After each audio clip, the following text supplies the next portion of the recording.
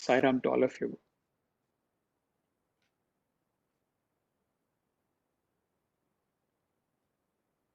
Today it's all about what we can learn from Swami's life. As it is said, Hari Anant Hari Katha Anant. So if we have to talk about Swami's story, a day may not be enough. So we will just have some glimpses. And today,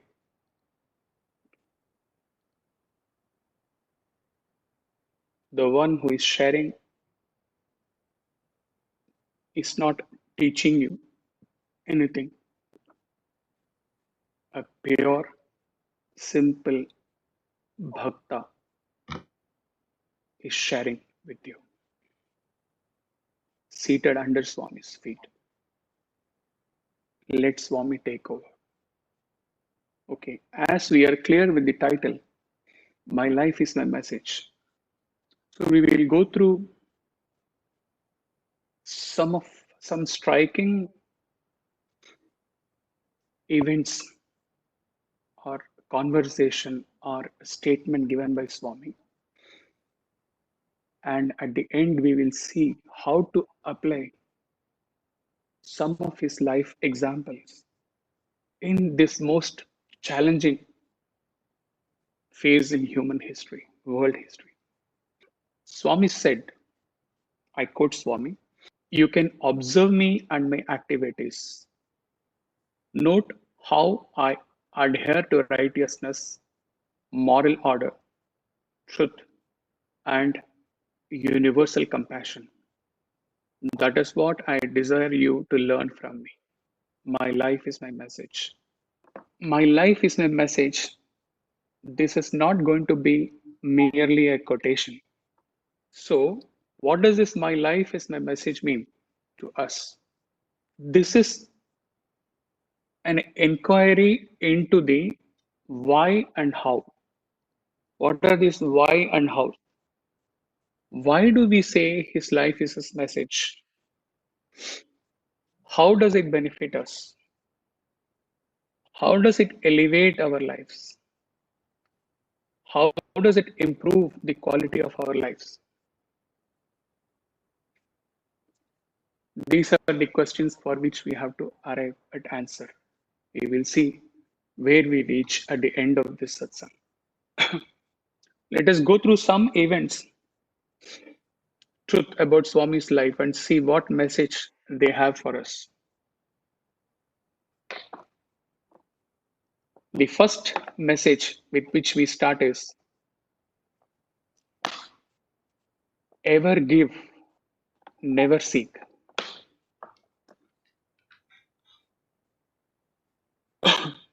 The first is this avatar never takes. This avatar has only given and given and given. Swami told his students, Swami showed his hand to students and said, with the palm facing earth, he says, this hand will always be in the giving pose, never be in the asking position. And incidentally, after sending the Kasturiji's video to all of you, he was going through, and an 87-year-old uh, classmate of Swami, he was interviewed, and after sharing a lot about the classroom events and everything, he shared everything about that how his Swami was made to stand up and how that uh, teacher could not get out of the chair, get up from the chair, etc. One question, simpleton, he is a villager simpleton. One simple question was asked: what similarity do you find between Swami, the Satya which you had seen in your school time, and Swami, who is now here, who has who has been here. Maybe at that time, Swami physical form would have passed away. He told only one thing. At that time, he told in Telugu, which was translated in English. He told at that time also Swami never used to receive anything. He used to only give to all of us. And now also he doesn't take anything. He only gives and gives and gives. Take home message. Can we raise ourselves to just give and give with no desire to receive? Okay, in the practical world, there are circumstances where something is given to us, we are receiving. But the underlying desire to receive, whatever comes our way, accept with gratitude. No desire to receive, but everything to give. Out of all the precious things to give, love, abundant love to give. Love is one thing which, when you give, it expands.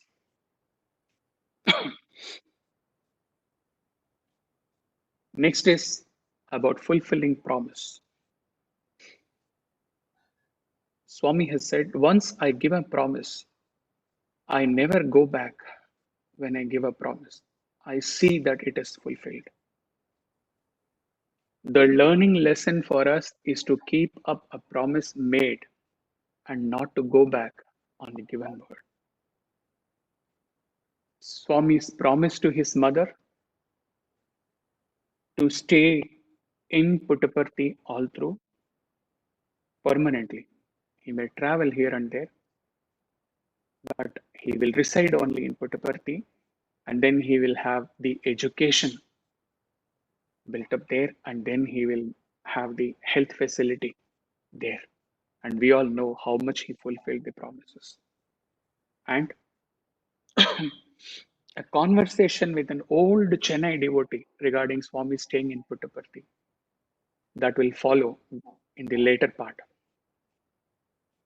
The message take home, promise given to our family, to our organization. As devotees are office bearers when we take an oath to the organization, Sai organization, and most important, the promise given to our God or our Guru for spiritual sadhana. All this must be fulfilled to the last word. We move on. Third is determination. Swami has said, once I start doing something, there is no question of retreat. It is forward, onward, never backward. I don't go back. In youth, he wrote to his brother about his mission. And we all know how much his mission was fulfilled by Swami. With no background, no educational, in practical sense, no educational background for himself, and with no resources available in that small village, he formed the college and then converted into a deemed university. Whereas there are so many numerous requirements for getting an accreditation for a deemed university. Third, on 23rd November 1990, he declares, next birthday, super specialty hospital would be inaugurated here. Believe him, brothers and sisters, June 1991, he was there prior to Guru Purnima. The digging which was made for the super specialty hospital, it was all filled with water. and there were only those reinforcements, iron reinforcements seen in June. Not only that, a veteran, very senior devotee of yesteryears, Major Bharadwaj of Delhi, he shared in a meeting in 19, after returning from the hospital inauguration. He said,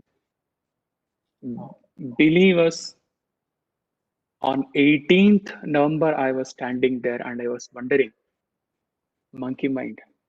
We say we believe in Swami, but he says on 18th November, seeing the condition of the construction, I was wondering how Swami's promise is going to be fulfilled. And it was inaugurated on 22nd by the then Prime Minister Narasimha Rao. And first operation was performed for a very poor lady who could have never imagined a bypass. How many projects, what all Swami's determination we have to talk, the stadium project, the water project, the housing project when he saw in a newspaper a poor lady committing suicide because she could not provide housing and others to his children. Name any. Whatever he has determined and he has completed that. Immediately a question may arise in our mind.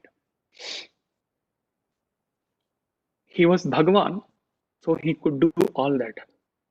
Most of them would be performed as a miracle. He has to just will and everything will happen. How does this help me as a normal human being? How can I compare myself with Bhagwan's determination? This is not the point, brothers and sisters. Take home lesson is in our own life, how determined we have been in whatever we have undertaken. At each stage of our life, when we compare with Sai, just think how much determined we were in whatever things which were very much possible at our human level, in our education, in our values, in our spiritual goal, in our career, everything. Whatever was possible in those things, how much determined we were. So the take home message, can we develop the determination after all these satsangs, with more satsangs to come, of all the determinations, can we develop the determination to undertake spiritual sadhana with no excuses, with no lapses? If this determination is 100%, if this conviction is 100%, believe me, all other material things, all other successes in most of the situation, except for acute prarabdha karma, if spiritual goal is 100% clear and it is taken up sincerely and intensely, all other things will follow automatically.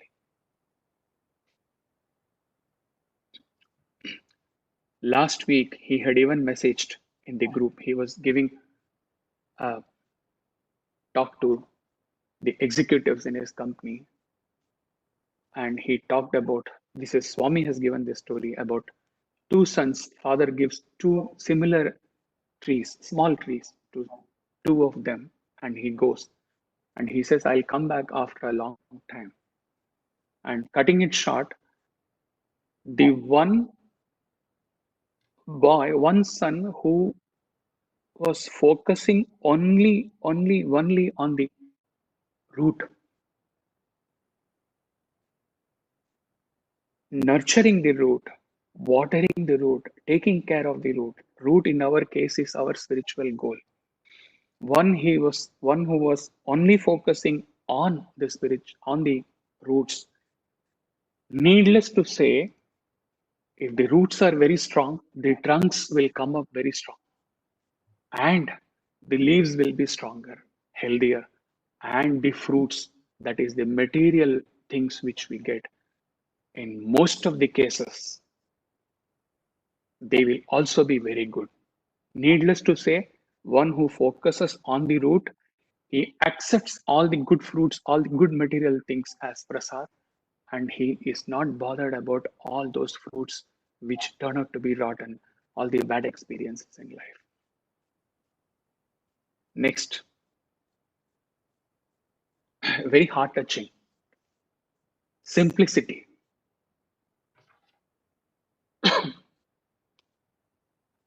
One Dr. Hanumantappa writes in a book, Living Divinity, a detailed, very detailed recount of how he came to Sai Fold, etc.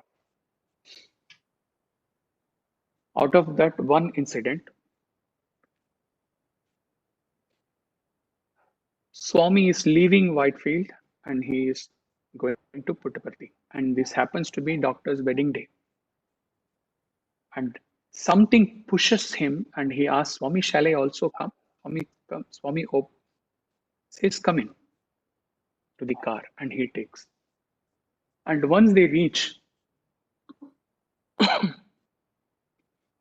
this doctor is waiting in the veranda. Swami has gone inside.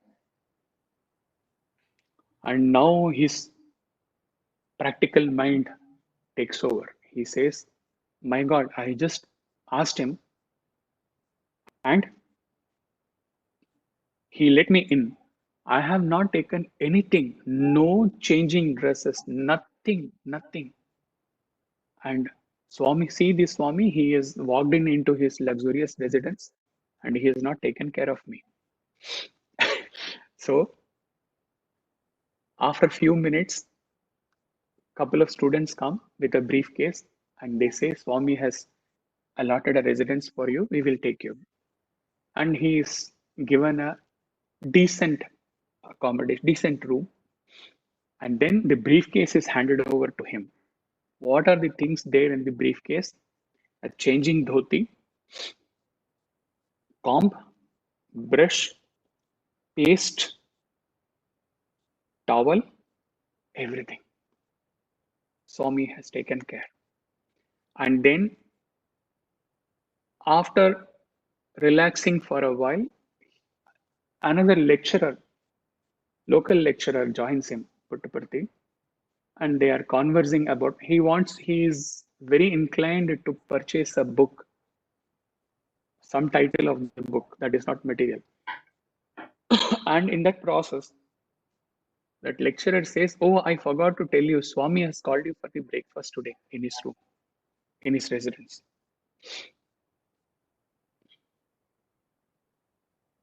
Doctor describes the residence of Swami. A small way led to the room, which was very small with a wooden cot. This is about 80s, he's telling, when Swami used to live upside the interview room, upside the bhajan hall. And he continued to lead such a same simple life in the Purnachandra Auditorium upstairs also.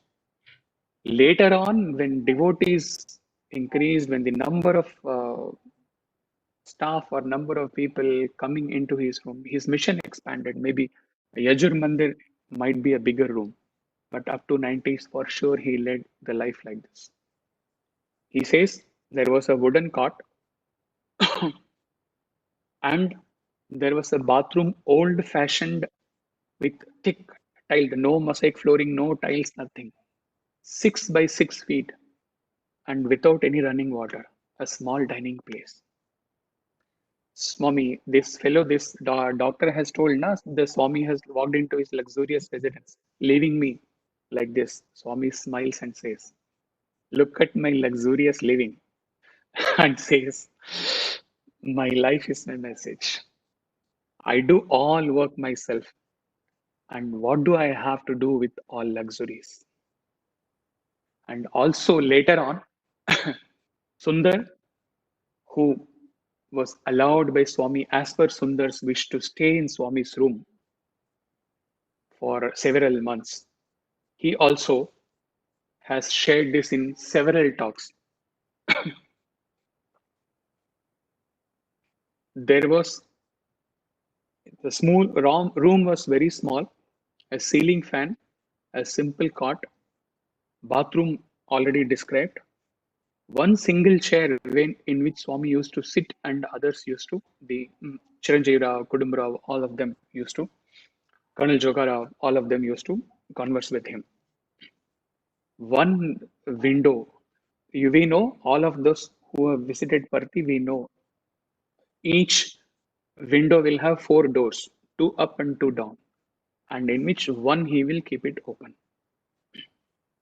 And Swami used a simple South Indian type cotton towel, what we call in Kerala as Thorathamundu.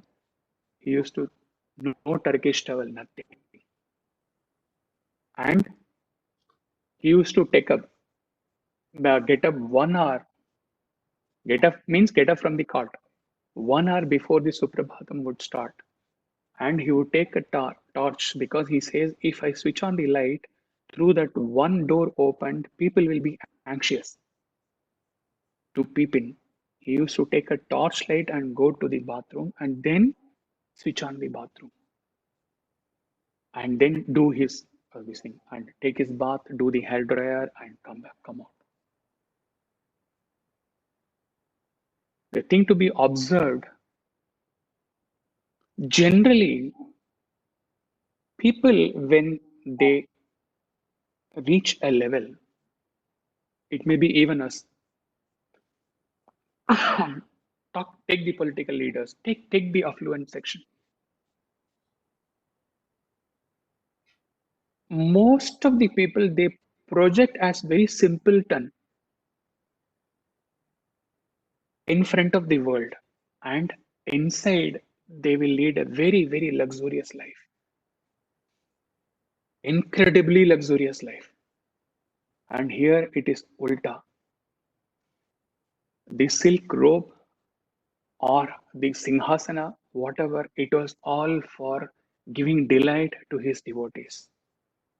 And when he reached his residence, how he lived. One pertinent question here. It may appear sometimes later when you listen to this. So he's asking this question on behalf of you and he's answering also. See, we are all now in middle age. Some of us are here for 10 years, 15 years, 20 years, 25 years. And we are having a decent quality of life.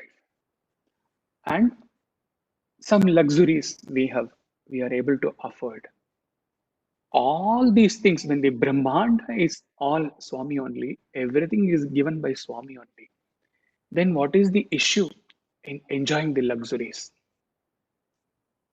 Answer, message. Yes, accept everything as his prasad. You may enjoy these normal luxuries in life, but ask a question to yourself and get an answer for that.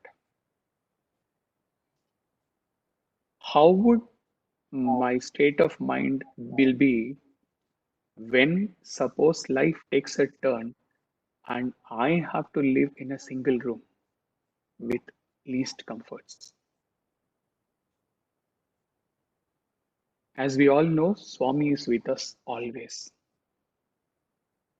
He is watching us when we answer this question. If the answer is yes, my spiritual efforts, my sincerity in my goal, my life, and most important, my inner joy will be the same.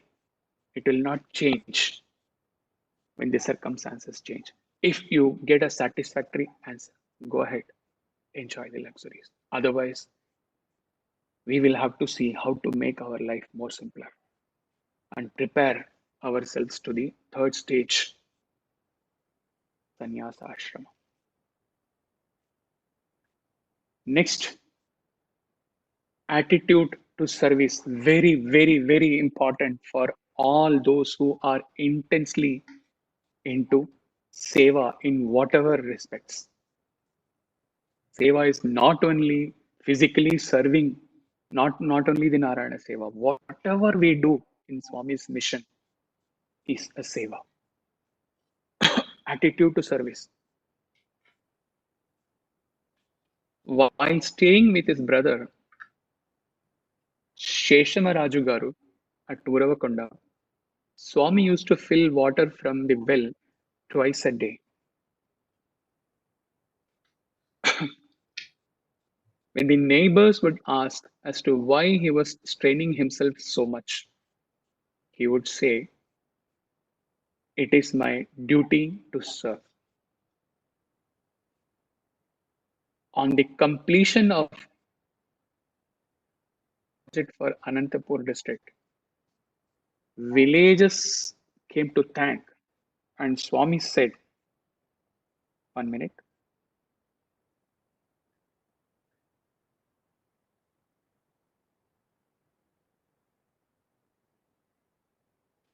yeah." When villages all came to thank Swami, Swami said, "You need not thank me. In fact, I am grateful to you for giving me this opportunity to serve you all." He also added, "In the future also, if there is any such opportunity for me to serve you all, I will be very happy to do that." Take home message. True service is done without any expectation of return, any recognition, any expectation of return. Why? Because the one who serves, the one who is served, and whatever is served, everything is Narayana, everything is Him. Then, where is the possibility of the attitude that I am doing something?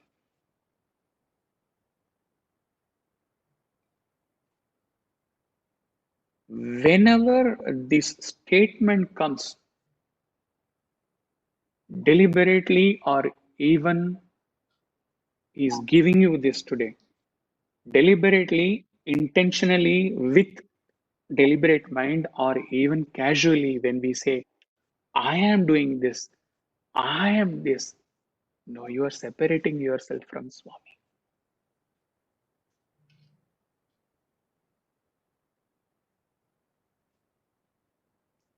Why he is writing to you all or talking to you all when he addresses himself as Guruji? Not that he is taking that role. He has to address himself as something. And if at a gunpoint also he cannot say I, not possible. For several years, this I should be eliminated totally.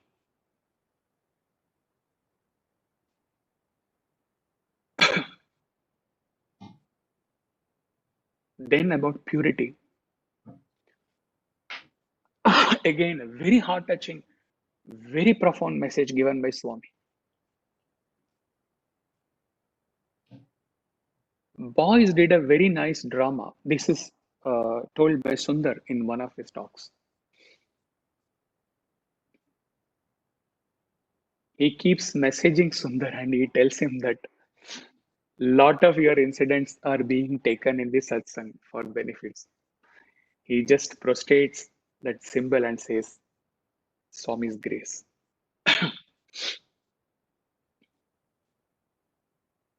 Boys perform a very nice drama, and in that, one of the characters, maybe Sundar did or someone did, it was a negative character in the drama. And to please Swami, they practiced very well, and the drama was a grand success. Swami is happy and then he is blessing each performer. And when the turn of that student who did the negative character comes, Swami says,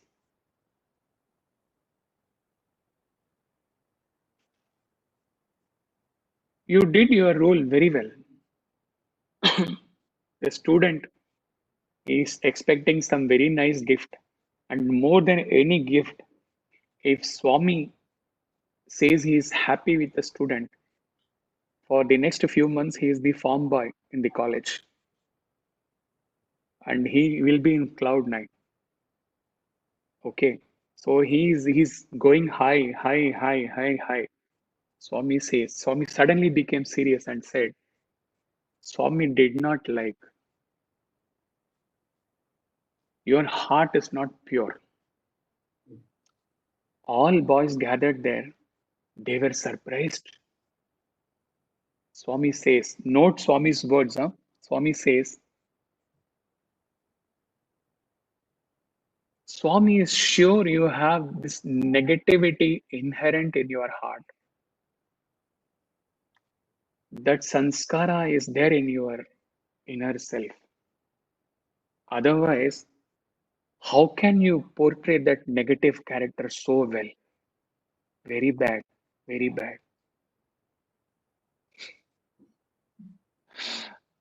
Needless to say, in the 80s, for a long time, none of the dramas used to have any negative characters at all after that incident. See the message Swami is giving with this simple, all these things and all. He has told this once also before. The impossible, incredible miracle Swami has performed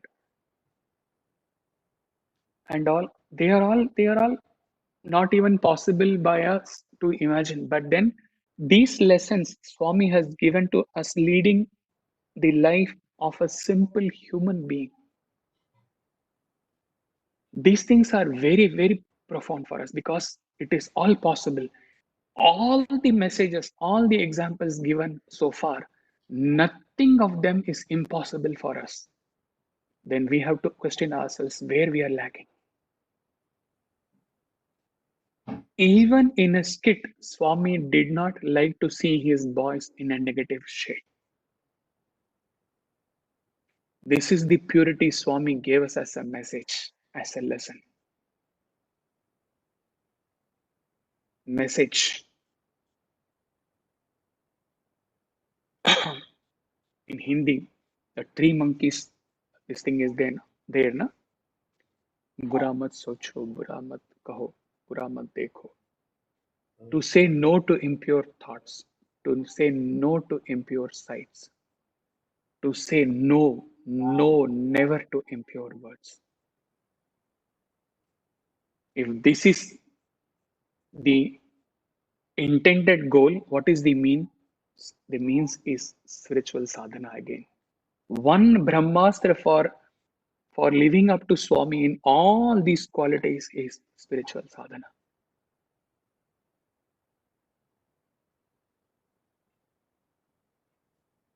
If we, small example, if we need the fan to be functional, it is of no use if we stand up on a stool and then keep on rotating the blades. It will rotate for some time and then it will stop. What makes the fan function in full swing? You have to switch on the switch. Similarly, all these qualities, there is no use of sitting, okay, Swami has taught me this purity. Satsang, I have been told, no impure thoughts, no. So I will not say any impure. All these deliberations will not do. They are all like rotating the blade manually. Go to something grand, go to something profound, go to something subtler. Be in spiritual sadhana, be in communion with Swami.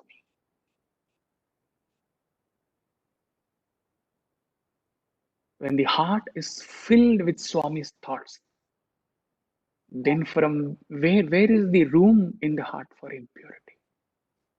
So you have to, we management professionals, we intelligent people, we always say that for every problem we have to go to the root cause analysis. The root solution for all issues is spiritual sadhana.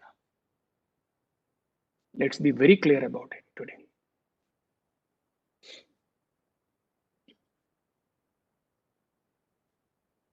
Next, expansion. Swami sang,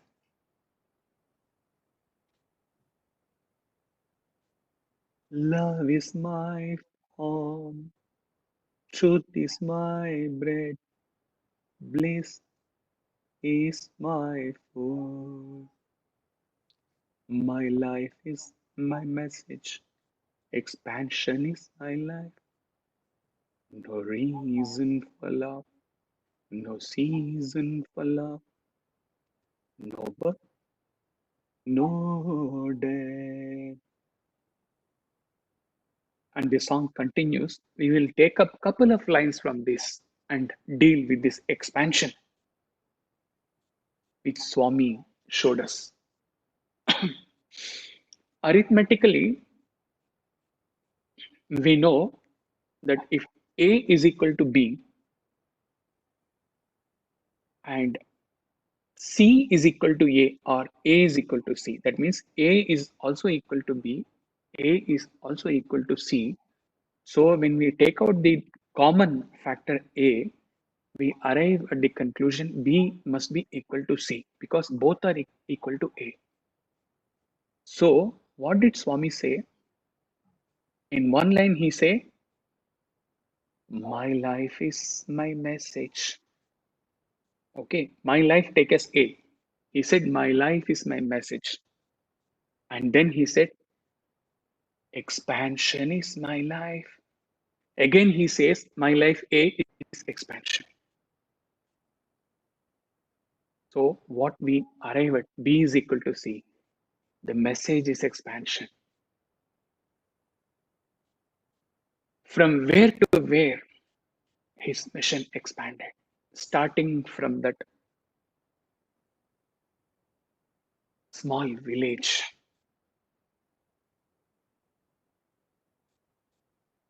from where to where. And along with the expanded vision, from where to where, he made our hearts expand as well, while treading along in his expansion, in his path of expansion. How beautiful. And okay, his message is expansion, and how he carried out this message of expansion. First line, love is my form. So, descending, incarnating as Satya Sai, he carried out, he gave this message of expansion through one single thing, love. Love is my form, my life is my message, expansion is my life. So, with this very identity, very existence as love, he led his physical life in this avatar as love. He walked as love. He spoke love. He taught love. Even in his silence, there was only love. And that love, single factor, that love expanded and brought almost the entire world under his Chhatrachaya. So, message, take home message. Swami gives us this message. Now, from his life, my life, let us take our life. So, our life should be our message. Our life should be that of expansion. And this expansion is possible only and only. Actually, in reality, this expansion is possible only when we recognize that all are divine, unity, and how that can come. One, what is that single thread which is connecting the entire humanity and making us aware that all are one? That single thread is love. Take out that thread, everything is scattered. One single factor is love. Exist as love, as though Swami is giving us a call today. Exist as love, and let the love expand and envelop the entire world, beginning with your family and reaching out to the entire creation.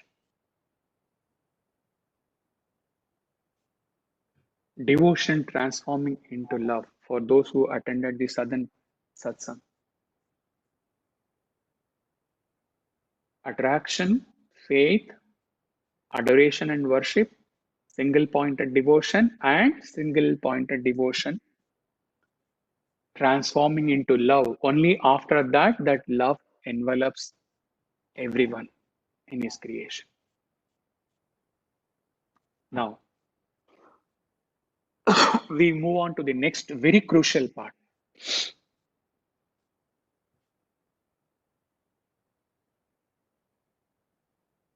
We know the present scenario when, as though the entire creation would fold itself, as though the Pralaya Kala has come with this corona. It seems this challenge will break our hearts because we are in a helpless situation. How much it will expand, what numbers, how many deaths, nobody knows. In this situation, so this is the most challenging phase in human history. We should we shall get into some of the most challenging factors in Swami's life.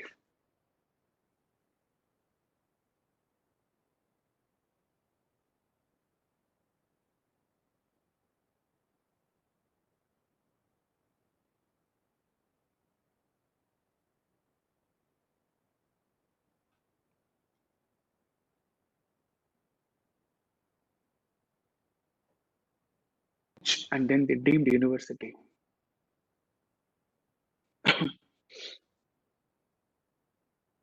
He wanted to start the college. Even before the college came, it was only Satya Sai College in Kadugudi and even in Parthi.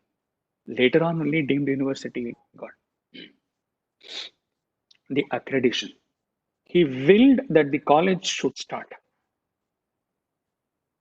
Okay. Now, let us put ourselves into that. Okay, practically, not a divine will and all. Practically, we want to start a college or a school or any project.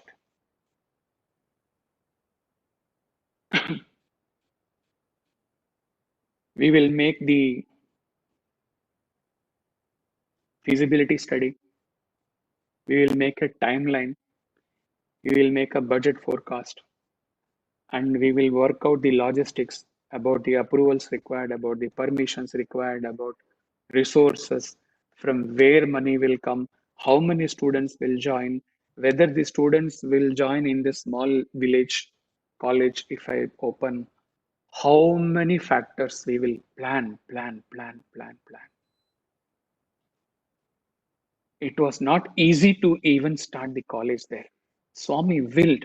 There was no college building. Swami said to the first batch, we will start the college in Ishwarama school in the shift when school is not there.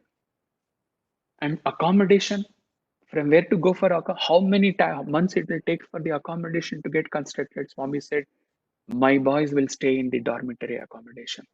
Go, stay. College started. Then he calls the officials with not fulfilling the criteria adequately, but out of his conviction as a human being, now I'm telling, not as an avatar, he convinced them about his intention, about the goal, and he got the sanction. And then the college was converted to deemed university. Second challenge Swami had, as a human being, he spoke only one language, predominantly Telugu.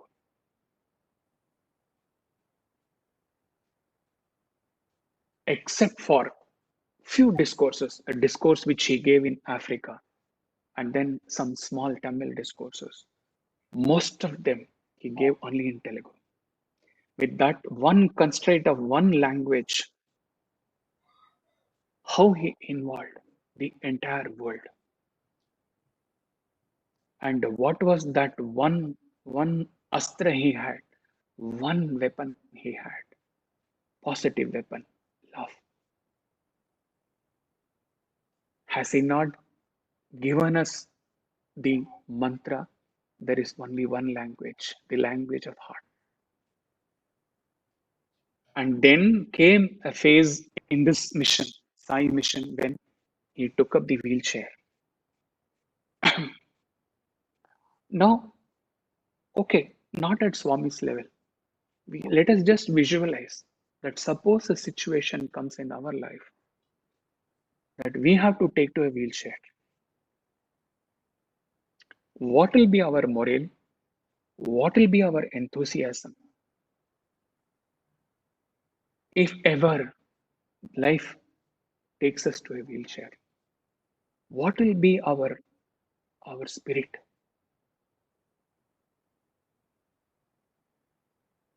Will it not be as if we are facing the death very soon? But here, all of us know, after he took to the wheelchair, his mission expanded manifold. The prayers expanded manifold. The entire world got together. So many projects were undertaken after taking up the wheelchair. See how he converts, he takes up the challenge, and then he faces the challenge and comes out of it.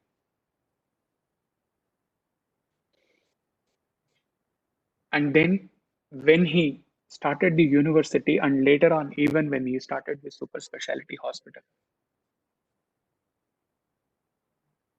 if we were in his place, what we will do? Obviously, he did not have money to pay full scale UCG scale staff. He did not have the money to pay full scale to the hospital staff, his students. While he appointed Sundar and few more as lecturers, he said, I know you will all do a very good job, but Swami does not have money to pay you. Amongst you, some are with family. Swami has to take care of them, so Swami has to pay them full pay. But you are all bachelors. So is it okay if Swami gives you only pocket allowance and some accommodation, sharing accommodation? Same thing was it. He did not look into the resource constraint. He took up the challenge, and that challenge, he gave it a try. Same thing happened when super specialty hospital was started. Ravi Kumar and few others were called. Same thing. Swami can give you only allowances. Is it needless to say they were all in tears? Needless to say, they say, Swami, what are you telling? If we could give our life, we would give it now. And those boys meant it. So he did not plan. He did not look into the pros and cons. He did not come up with plan A, plan B, plan C. He just acted. For small, small challenges, how much we get bogged down, how much we get troubled. And to talk about this major virus issue. And now coming to the ashram in that small place, just because he had given the promise to mother. Promise given to mother was to stay there only, not to build the ashram. But he foresaw. How many years before he told that I will be seen as a very small dot in the years to come, when there were hardly any devotees. He knew, and he knew that an ashram full-fledged is required.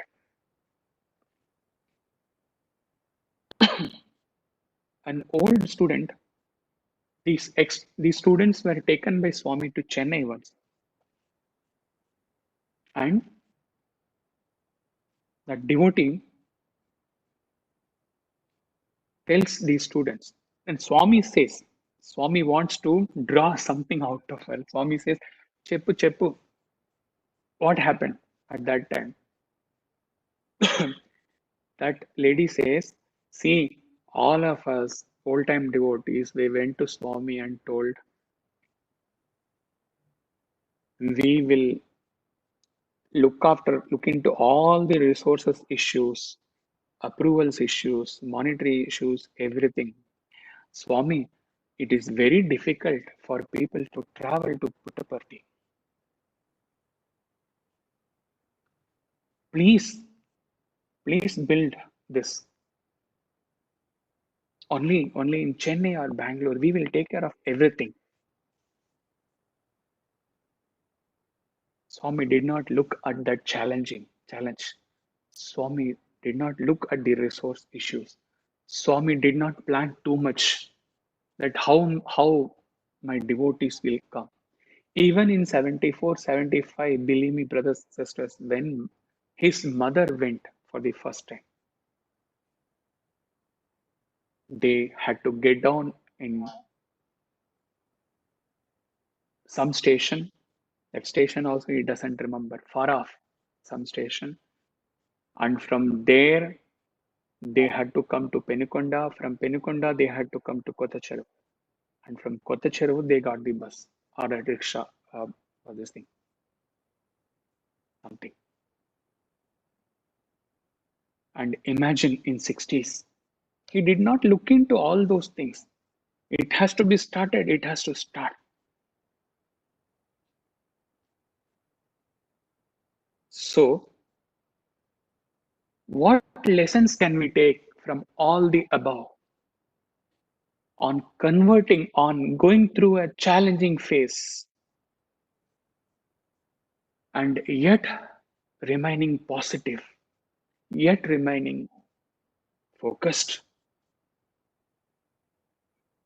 and yet utilizing the available limited resources to the best level, and be always and always what could be our role in this phase. Human beings do not, even people who are now maybe 100 years or 90 years, 100, they also would say, nowhere such a disaster has happened. Nowhere in the human history, the temples and the masjids and the churches have been closed.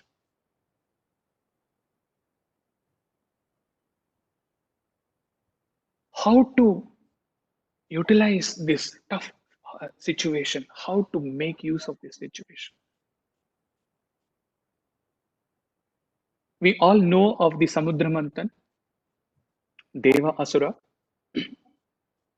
churning with the Vasuki snake. It has been also explained in detail in the exposition of the Jaya Shankara talk. In that, the aim was to churn out and get the Amrita. And for churning out and getting the Amrita, both good and bad aspects have to be taken together and churned. There were these devas and there were these asuras. And with that combination, only the churning could take place. And Amrita could be arrived at. Suppose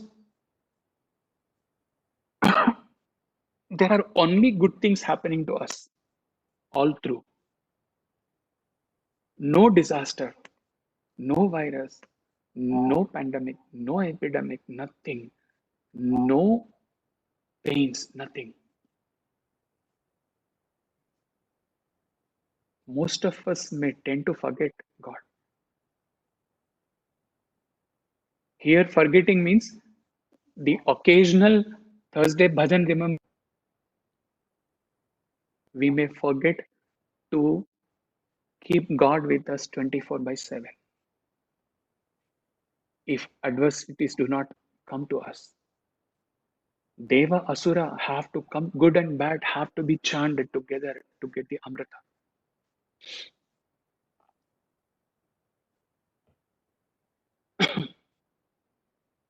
This situation of this virus is a challenge. It's something very bad which has happened to us, but it has given us an opportunity to analyze all the inner viruses in us, all the shortcomings in us, and to face them openly and to take them and to churn them out along with the good being that we are, so that the bad thing goes and we churn out and we turn out to be Amritasya Putra, deathless.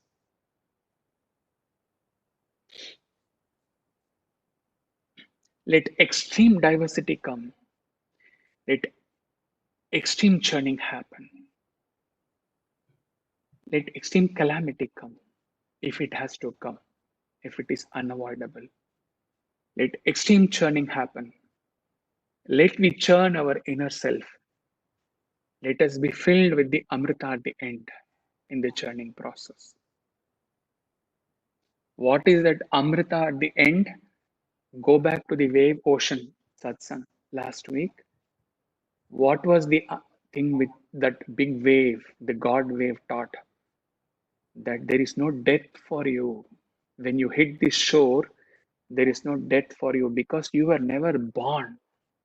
You were never a wave at all.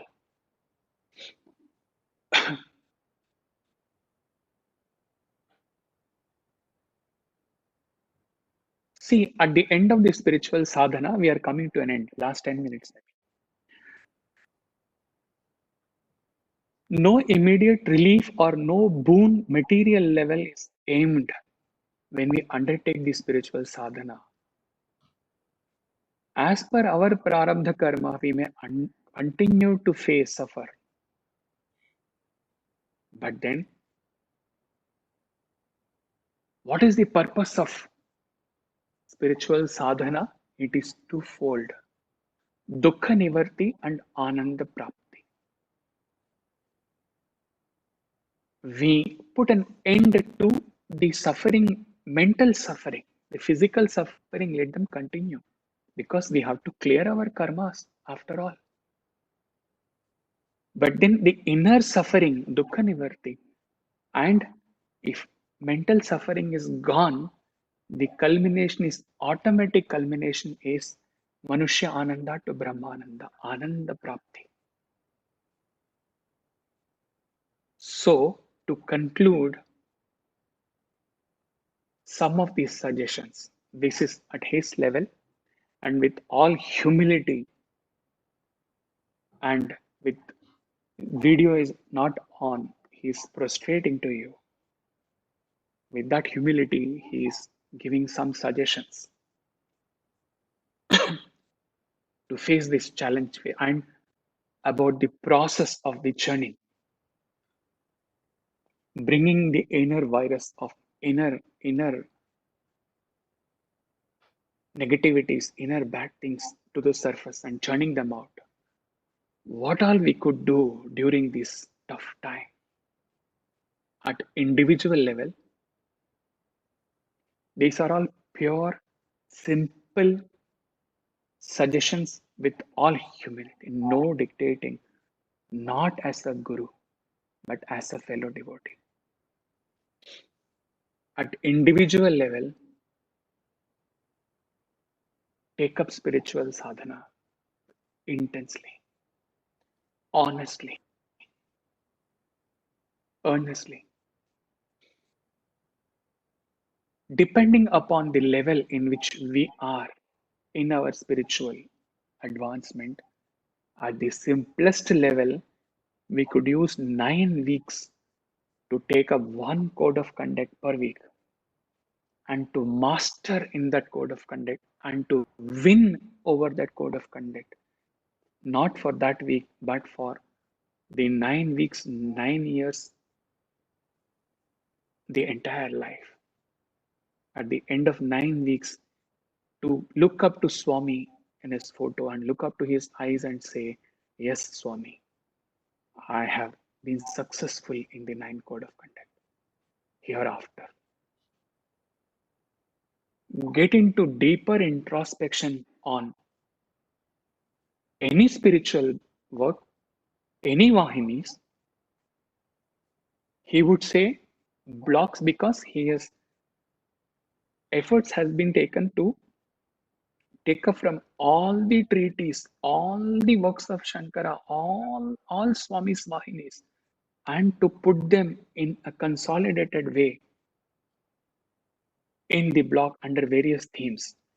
You could pick up any theme. There are so Narada Bhakti Sutra is there, surrender is there for those who would like to start with the bhakti process. And for the jnana, there are plenty. Vahini, Sandehavarani Vahini is there, Dharma Vahini is there, Ramakatharasa Vahini is there. And for jnana, Tattva Bodha is there, Atma Bodha is sufficient. You could get into them and introspect on what you are learning, and and inwardly do an introspection, how much changes, how much churning is really taking place within me, how much I have improved, and how much the inner silence have come in. Silence, brothers and sisters, are threefold. What we know at a very surface level is only keeping Mauna Vrata for on auspicious occasion. That is a very simple starting level, KG level, silence of speech. Then comes the silence of body, that is silencing the comforts, physical comforts.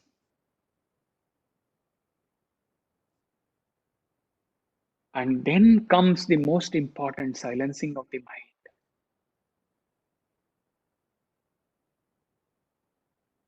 Silencing of the mind is achieved when, due to intense sadhana, your number of thoughts gets reduced to bare minimum. That is silencing of the mind. And what is the benchmark? What is the test to see whether your thoughts have reduced or not? You have to become more introvert. Too much of extrovertness, going outward, and spiritual sadhana do not go together. Only one thing is sustained on a long term basis: silencing of mind. And at family level, involve in informal satsang with family members. Small things learned from this satsang or from wherever. Start discussing. Don't expect anything. Don't have, don't expect heavens. Don't expect any change immediately. You do your role and walk away. Take up small discussions at home. Informal satsang. Spread love in family. It is possible if you can exist as love.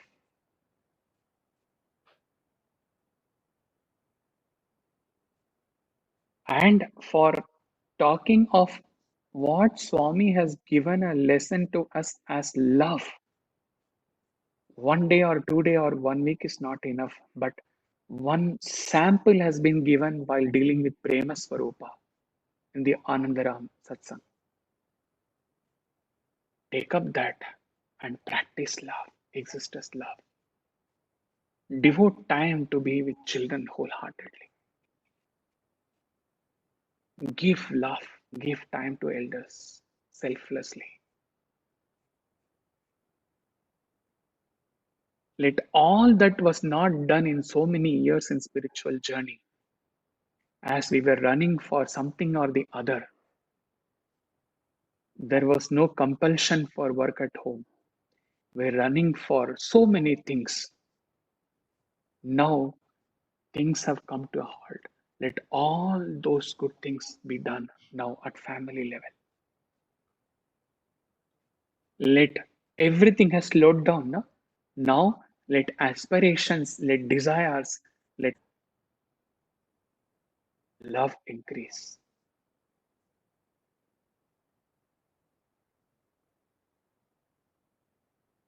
It is not that supernatural divine power is required to do all these things.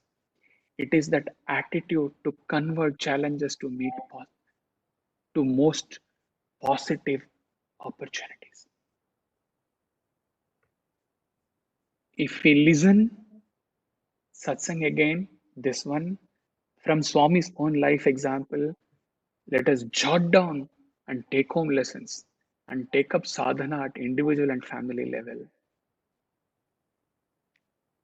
Then, believe me, all the jokes that are coming up in WhatsApp that people are not knowing how to spend the life, believe me, we will be shortage of time. There will be no enough time for us. And it leads to dukkha nivarti and ananda prapti. So our life is expansion. Expand your heart. Let the divine energy flow in. Let your family, let your children tell to the future generation that we faced this situation, a disaster, and in our family, our parents, our children, we dealt the situation in such a positive manner, and there was so much love in our family. We never felt the pain or the agony of this virus at that time. Let this be a history to our future generations.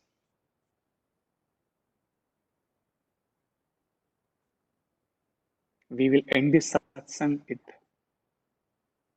Love is My Form, sung by Swami. You can follow at your end when Swami sings. With that, this satsang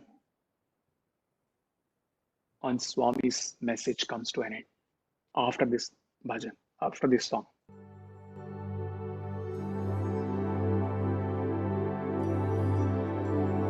Love is my form, truth is my breath, bliss is my food.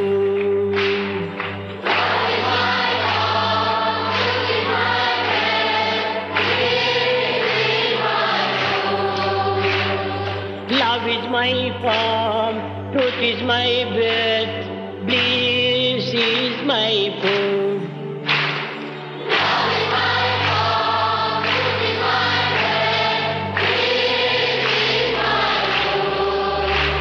My My life is my message, expansion is my life. My life is my message. My life is my message, expansion is my life. No season for love, no reason for love, no birth, no death.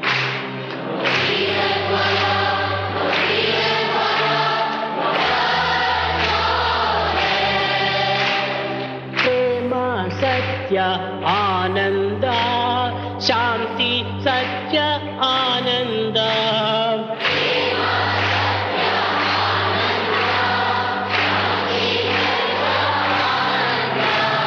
Prema Satya Ananda, Shanti Dharma Ananda.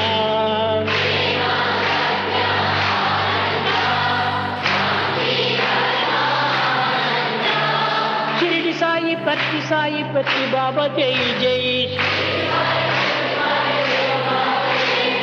Shirdi Sai Patti Sai Prema Sai Jai Jai. Love is my form, truth is my breath, peace is my food.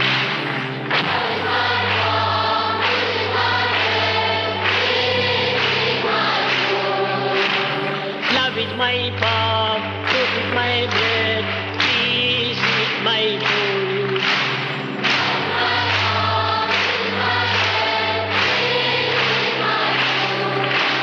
Love is my form, truth is my breath, peace is my food.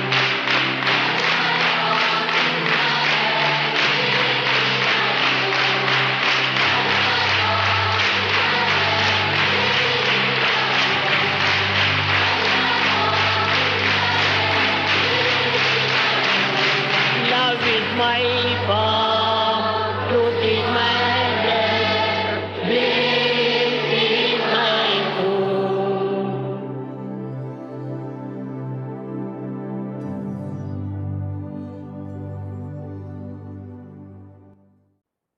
Jai Sai Ram, brothers and sisters. Sai Ram to all of you.